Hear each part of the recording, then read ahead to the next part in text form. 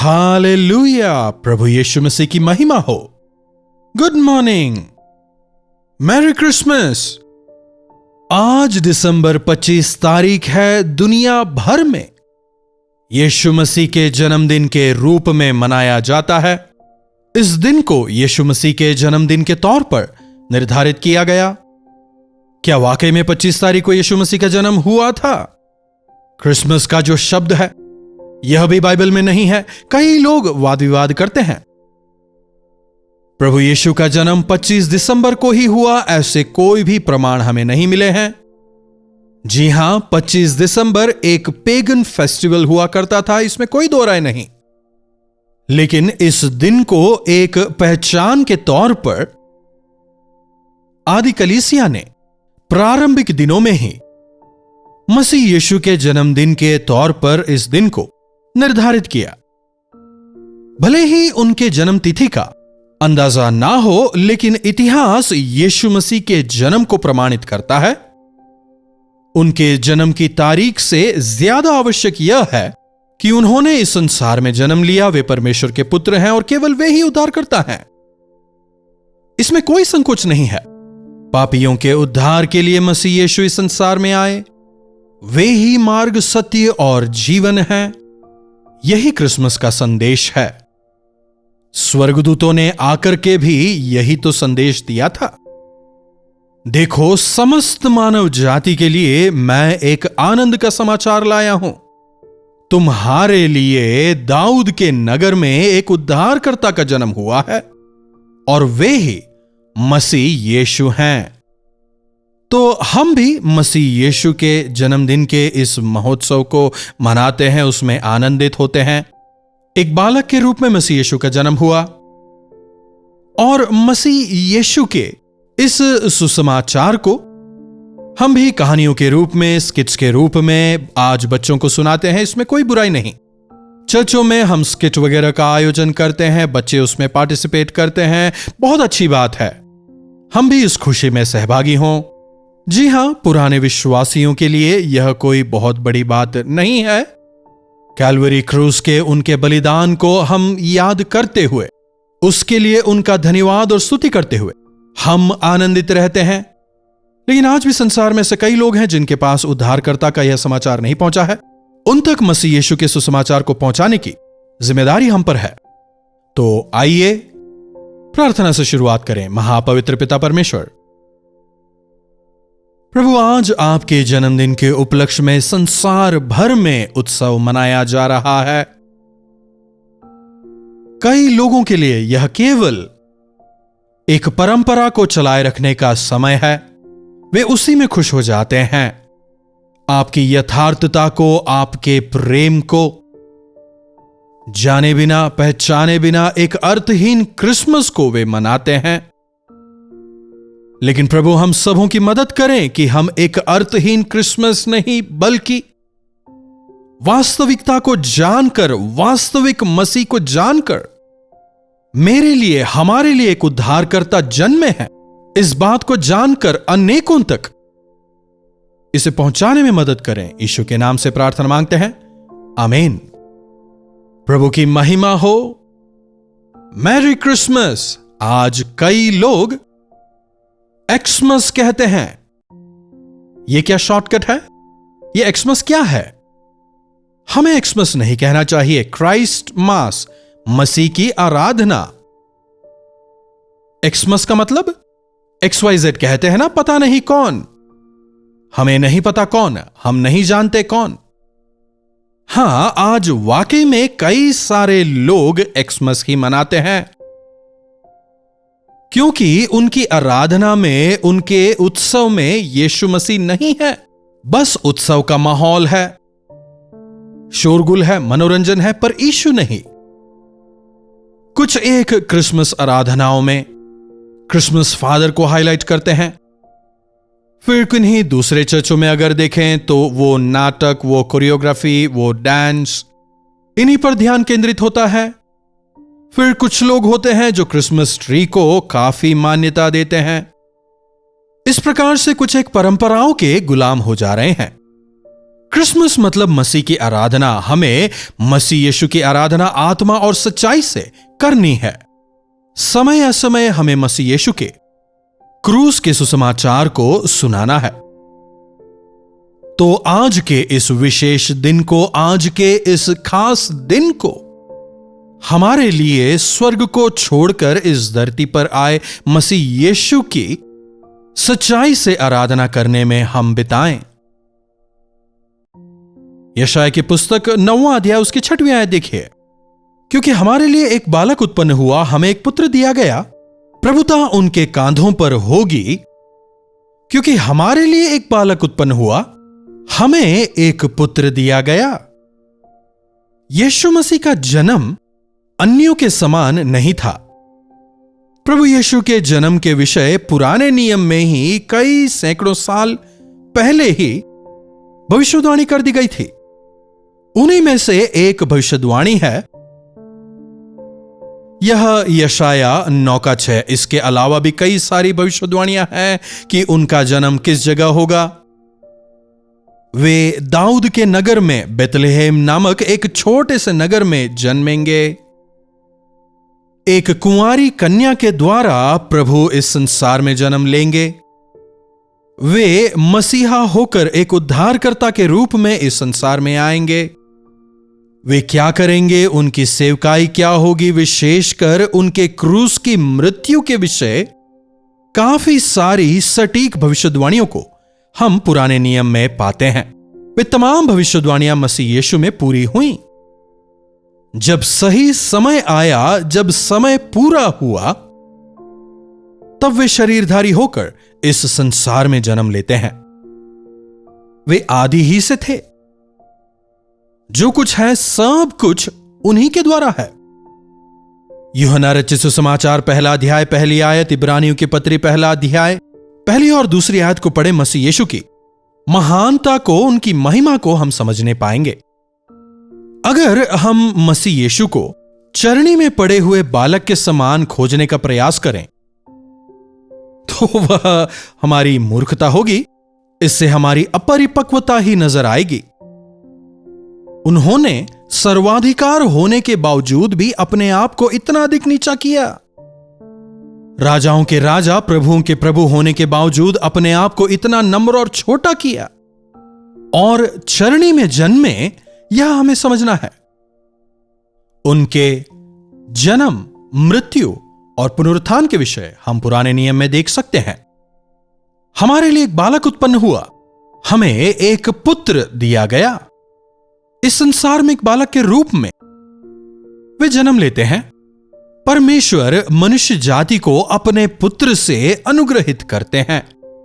परमेश्वर ने जगत से ऐसा प्रेम किया कि उन्होंने अपना इकलौता पुत्र दे दिया, ताकि जो कोई उन पर विश्वास करे वो नाश ना हो परंतु अनंत जीवन पाए। प्रभु यीशु पूर्ण मनुष्य होने के साथ साथ वे संपूर्ण परमेश्वर भी हैं। एक मनुष्य के तौर पर मनुष्यों की परेशानियों को, उनकी तकलीफों को वे समझ सकते हैं।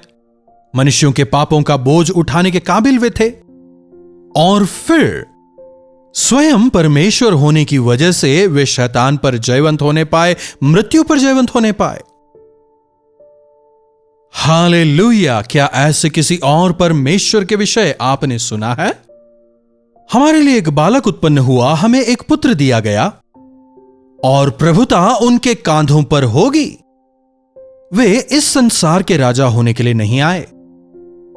जब ज्ञानियों ने आकर पूछा कि यहूदियों का राजा कहां है, तो हेरोदेस घबरा जाता है यह सोचकर कि कहीं ये मेरे राज्य को ना हथिया लें। इसीलिए मसीह को मारने के प्रयास में अनेकों शिशुओं की वो हत्या करवा देता है। और फिर उन दिनों के जो याजक और फरीसी थे, जो महायाजक थे, केवल परंपराओं में फंसकर आत्मिक अंधेपन के शिकार होकर परंपराओं का पालन करते रहे, लेकिन मसीह को वे नहीं जान पाए। अरे धीरे धीरे कर सब इनके पीछे जा रहे हैं, कहीं हमारी याजकाई हमसे छिन ना जाए कहकर मसीह को मारने का प्रयास करते हैं। जब उन्हें पकड़कर पिलातुस के सामने खड़ा किया जाता है, पिलातुस कहता है, मैंने इनमें कोई अधर्म नहीं पाया। कहता है, कम से कम आप तो कुछ कहिए, मैं आपकी मदद करने पाऊं। प्रभु कहते हैं, तू मदद नहीं कर पाएगा, तेरे पास मेरी मदद करने का अधिकार नहीं है, हर अधिकार ऊपर से आता है। क्या आप राजा हैं? पूछने पर प्रभु कहते हैं, तूने कह दिया, लेकिन मेरा राज्य यह संसार का नहीं है। प्रभु यीशु जब इस संसार में थे, स्वर्ग के राज्य के विषय ही सिखाते हैं। उनके कांधों पर प्रभुता होगी, इसका मतलब प्रभु यीशु राजाओं के राजा हैं, सारा अधिकार उन्हें दिया गया है। आज के इस दिन जब हम मसीह यीशु के जन्म का उत्सव मनाते हैं, साथ ही उनकी महानता को, उनकी प्रभुता को भी हमें याद रखना चाहिए। उनके कांधों पर प्रभुता होगी। स्वर्ग के राज्य का वारिस बनाने के लिए मसीह यीशु इस संसार में आते हैं, हमें हमारे पापों से छुड़ाने के लिए वे आते हैं, ताकि उन पर विश्वास करने द्वारा हम उनके साथ उनके राज्य के भागी हो सकें। जो मसीह के लहू में धुले गए हैं, वे दृढ़ता से कह सकते हैं कि मेरी नागरिकता स्वर्ग की है, और हमारे प्रभु यीशु ही उस स्वर्ग के सिंहासन पर विराजमान है। प्रभुता उनके कांधों पर होगी और उनका नाम अद्भुत युक्ति करने वाले, पराक्रमी परमेश्वर, अनंत काल के पिता और शांति के राजकुमार रखा जाएगा। यीशु मसीह के जन्म के करीब 700 साल पहले ही यशायाह भविष्यवक्ता यह भविष्यवाणी करता है। वे अद्भुत युक्ति करने वाले हैं, वे चमत्कार करने वाले हैं। प्रभु यीशु मसीह जब संसार में थे, उन्होंने जितने आश्चर्य कर्म किए इस संसार में किसी और ने कभी नहीं किया। उन्होंने अंधों को आंखें दी, लंगड़ों को पैर दिए, बहरों के कान ठीक किए, कुबड़ों को सीधा किया, यहां तक कि उन्होंने कई मुर्दों को जिलाया। उससे कहीं बढ़कर जो पापी थे, शैतान के जाल में फंसकर पूरी तरह बेसहारा होकर जी रहे थे, दुष्ट आत्मा से ग्रसित होकर तड़प तड़प कर जी रहे थे, उन्हें उन्होंने छुड़ाया और उन्हें एक नई आशा दी। वे आज, कल और युगानुयुग एक समान हैं। जो आश्चर्य कर्म उन्होंने तब किए, वे आज भी करते हैं। उनका जन्म ही एक चमत्कार है, सामान्य जन्म नहीं, बल्कि एक कुंवारी के द्वारा वे जन्म लेते हैं। केवल उनका जन्म ही नहीं, बल्कि उनकी मृत्यु भी एक चमत्कार थी। स्वयं उन्हें मृत्युदंड देने वाला पिलातुस ही कहता है कि मैंने इनमें कोई दोष नहीं पाया है, कोई अपराध नहीं पाया। क्या यह न्यायोचित था? नहीं, लेकिन फिर भी वे खुशी खुशी क्रूस पर चढ़ गए, ताकि उनकी उस क्रूस की मृत्यु के द्वारा सारी मनुष्य जाति का उद्धार हो सके, वे पापों से छुड़ाए जा सकें। उनमें कोई पाप नहीं था, लेकिन हमारे पापों के लिए वे क्रूस पर मारे गए। केवल वे क्रूस पर मरते ही नहीं हैं, बल्कि उस मृत्यु पर मृत्युंजय होकर तीसरे दिन वे जी उठते हैं। मरने के बाद दोबारा से कोई जीवित नहीं हुआ है। अगर कोई जीवित किया भी गया है, उसे आगे चलकर दोबारा मरना ही पड़ेगा। लेकिन प्रभु यीशु मात्र ऐसे हैं जो मृत्युंजय हुए, जो दोबारा नहीं मरे, जो आदि से थे और अंत तक वे रहेंगे। उनके जन्म में चमत्कार, उनकी मृत्यु में चमत्कार, उनका पूरा जीवन ही एक चमत्कार था। हमारे लिए उनके विचार सर्वोत्तम हैं। If you need a council, go to Jesus, kneel down and pray. कई लोग जब उन्हें समझ नहीं आता क्या करना है, गलत लोगों के चंगुल में फंसकर उनके परामर्श को सुनकर बद से बदतर स्थिति में पहुंच जाते हैं। प्रभु आपको सही मार्गदर्शन देने के लिए तैयार हैं। वे पराक्रमी हैं, गलील के समुद्र को डांटने का अधिकार रखने वाले। वे अनंत काल के पिता हैं। केवल वे ही हमारे आंसुओं को पोंछ सकते हैं, हमारी अगुवाई कर सकते हैं। जैसे एक पिता करुणा दिखाता है, हम पर करुणा करते हैं। भले ही मां भूल जाए, पर वे नहीं भूलेंगे, निरंतर हमारे साथ रहेंगे। और वे शांति के राजकुमार हैं। वे शांति के रचयिता हैं। वे शांति देने वाले हैं। हमारे पापों से छुड़ाकर हमें क्षमा करके उनके राज्य में शांति और समाधान के साथ जीने का अनुग्रह देने वाले ऐसे महान प्रभु हमारे लिए इस संसार में पैदा हुए। जितना अधिक हम इस बात पर विश्वास करेंगे उतना आशीष पाएंगे, उतना अधिक हम प्रभु में मगन रहने पाएंगे और उतना ही अधिक दूसरों के लिए भी हम आशीष का कारण बनेंगे। प्रभु के अनुग्रह की वजह से आपने और मैंने इस सुसमाचार को जाना है, सुना है, विश्वास किया है, हम बचाए गए। लेकिन आज भी इस संसार में कई ऐसे लोग हैं जो प्रभु के इस सुसमाचार को नहीं जानते। ऐसे एक उद्धारकर्ता उनके लिए हैं, वे नहीं जानते। क्यों ना आज के इस अवसर का हम लाभ उठाएं, मसीह यीशु के सुसमाचार को अनेकों तक पहुंचाएं, मसीह के गवाह होकर जीवन बिताएं। प्रार्थना। महापवित्र पिता परमेश्वर, प्रभु यीशु हमारे उद्धारकर्ता, शांति के राजकुमार, पराक्रमी परमेश्वर, अद्भुत युक्ति करने वाले, संसार के पाप को उठा ले जाने वाले परमेश्वर के मेमने प्रभु यीशु, हम जितना भी आपको धन्यवाद दें वो कम ही होगा। प्रभु, यह केवल आपका अनुग्रह है कि आज हम इस स्थिति में हैं। आज हम केवल आपके प्रेम और अनुग्रह से छुड़ाए गए हैं। प्रभु, आपने हमें उद्धार दिया है, आप में जीने का अनुग्रह दिया है, आपका धन्यवाद। प्रभु, जबकि आज पूरा संसार आपके जन्मदिन को मना रहा है, हमारी मदद करें कि हम एक अर्थहीन और लक्ष्यहीन उत्सव ना मनाएं, बल्कि सारी गंभीरता के साथ आपकी महानता को, आपकी प्रभुता को, आपके प्रेम को, आपके ईश्वरत्व को समझते हुए, आपकी महिमा करते हुए, आपके गवाह होकर उत्सव मनाने का, आपको महिमित करने का अनुग्रह दें। यीशु के नाम से प्रार्थना मांगते हैं, आमीन। अब हमारे पिता परमेश्वर का प्रेम, प्रभु यीशु मसीह का अनुग्रह, पवित्र आत्मा की संगति और सहभागिता हमें से प्रत्येक के साथ आज, कल और सर्वदा बनी रहे, आमीन। एक बार फिर से हमारे तमाम श्रोताओं को, प्रभु के तमाम संतानों को अ वेरी मैरी क्रिसमस। एक अर्थपूर्ण क्रिसमस मनाएं और एक नएपन के साथ में प्रभु में निरंतर, लगातार आप बढ़ते चले जाएं। अगर आप चाहते हैं कि हम आपके लिए प्रार्थना करें तो आप अपने प्रार्थना विषयों को हमें भेजें। हम आपके लिए प्रार्थना करेंगे और प्रभु अवश्य आपके जीवनों में चमत्कार करेंगे। नई राहों पर, प्रभु के राहों पर आगे बढ़ने में, दृढ़ता से प्रभु में आगे बढ़ने में प्रभु आपकी मदद करेंगे। नंबर तो आप जानते ही हैं ना, 9884907779 पर व्हाट्सएप करें। टेक्स्ट या वॉइस मैसेज भी आप भेज सकते हैं। कॉल करने का प्रयास ना करें, शायद हम जवाब ना दे पाएं।